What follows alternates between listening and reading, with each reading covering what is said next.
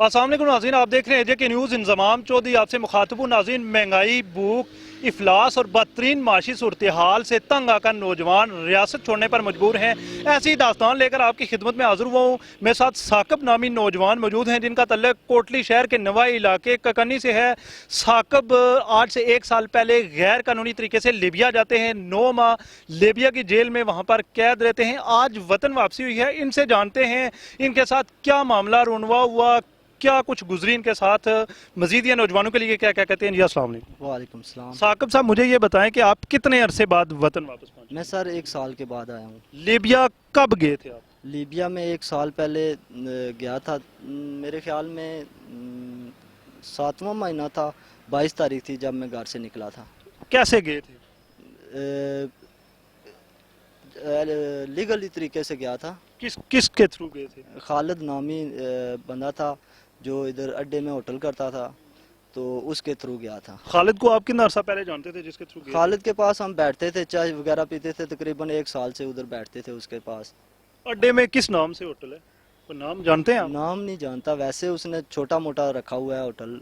ठीक है, खालिद से आपने क्या कहा और खालिद ने आपको क्या कहा? किस तरह डील हुई बताएं। खालिद ने मुझे कहा कि मेरा रिश्तेदार है, उसके पास काम है, वो वहाँ पे ठेकेदार है, उसके पास बहुत काम है, आपको उससे वीज़ा लेके देता हूँ, आप उधर चले जाएं।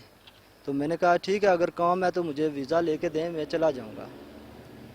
तो उसने कहा चलो ठीक है, मैं बात करता हूँ। उसने फिर उससे बात की, उसने कहा जी 15 दिन में वीज़ा लगा दूँगा। 15 दिन में उसने वीज़ा भेज दिया, सब कुछ भेज दिया यहाँ से। उसने 15 दिन में मुझे उधर बुला लिया। ठीक है। उधर मैं उसके पास रहा हूँ, तकरीबन 4 माह रहा हूँ। 4 माह में उसने 1 माह मुझे काम पे लगवाया, 3 माह उसने मुझे अंदर ही रखा है अपनी रिहाइश में। तो मैंने कहा यार काम भी नहीं है, 1 माह आपने काम करवाया मुझसे, बाकी आपने 3 माह हो गए मुझे अंदर। उसने कहा यहाँ पे काम नहीं है, ये यहाँ पे बाहर बंदा निकलता है, माफिया उठा लेता है, यहाँ लीबिया में बहुत माफिया है। आप ऐसा करें कि आप अंदर ही रहें, मैं आपको अटालिया भेज दूँगा। मैंने कहा अटालिया का इस तरह भेजेंगे? उसने कहा जी कि यहाँ से लीगल तरीके से मैं आपको भेजूँगा, शिप पे, बड़ा शिप है मेडिसन वाला, दवाइयों वाला, वो जाता है अटालिया, उस पर मैं भेजूँगा आपको, कार्ड बनवाऊँगा आपके, लीगल तरीके से आपको भेजूँगा। मैंने कहा चलो ठीक है, कितना खर्चा आएगा? उसने कहा जी $6000। फिर मैंने कहा कि $6000 तो नहीं है मेरे पास। उसने कहा जी आप $5000 दे देना। तो मैंने कहा मेरे पास तो 1 रुपया भी नहीं है, मैं गरीब बंदा हूँ, मैं किधर से लाऊं? मैं यहाँ से भी गाड़ी बेच के गया था, वो भी तकरीबन 6-7 लाख की गाड़ी बेची थी, बाकी मैंने कर्जा लिया था। ठीक है। तो बाकी जो है ना, उसने कहा चलो आप ऐसा करो, आप 10 लाख रुपया मेरे घर लगवा दो, मैं आपके पैसे अमानती रखता हूँ इधर अपने पास, आप जब अटालिया पहुँचेंगे आपके पैसे मैं एजेंट को दे दूँगा। मैंने कहा ठीक है। उसने कहा, मैंने फिर पैसे लगवाए, उसके बेटे को दिए यहाँ पे कोटली आके, उसने पैसे यहाँ उसी खालिद के होटल से ही लेकर गया था। तो बाकी उसने फिर गेम लगवाई मुझे। गेम जो है ना वो गन पाउंड पे लगाई गई, क्योंकि मैंने कहा है उसे कि ये आपने कहा था कि कार्ड बनवाऊंगा, आपके कार्ड के थ्रू आपको भेजूंगा, ठीक है, लीगल तरीके से। लेकिन फिर उसने वहाँ पे लीबी था आगे, उसने गन पॉइंट पे हमें बाला उधर कश्ती में डाल दिया। ठीक है। तो फिर ऐसा हुआ कि हम चले गए, निकल गए उधर से, कश्ती निकाल दी उन्होंने। रास्ते में समुंदर जब तकरीबन माल्टा के करीब ही थी, 5-6 घंटे का सफ़र था किया हमने, कश्ती को आग लग गई। तो फिर एक जो ड्राइवर था ना कश्ती का, उसने ऐसा किया कि उसने आग बुझाई, उसने बहुत हिम्मत की वहाँ पे। ठीक है। आग बुझाई। फिर हमने कॉल की, जो नेवी वाले थे वो आगे 15-20 मिनट में वो पहुँच गए, तो उन्होंने हमें रिसीव किया, फिर वो जेल में लेके गए।